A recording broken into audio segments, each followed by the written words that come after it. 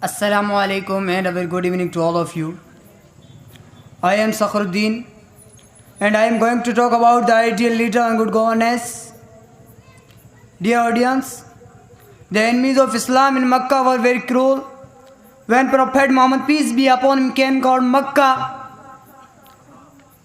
the companions and followers of the Prophet Muhammad, peace be upon him, captured all the enemies and brought them to Prophet Muhammad, peace be upon him, with slogans, Al-Yawm Yawmul Malhama, which means it is the day to take revenge from the enemies.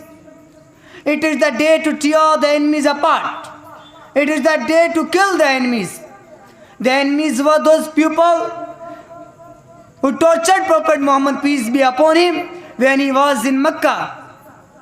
The enemies were those people who abused Prophet Muhammad, peace be upon him, when he was in Mecca. The enemies were those people who compelled Prophet Muhammad and his companions and followers to live in Mecca. The enemies were those people who poisoned his foods. The enemies were those people who surrounded the Prophet Muhammad, peace be upon him, and were trying to assassinate him.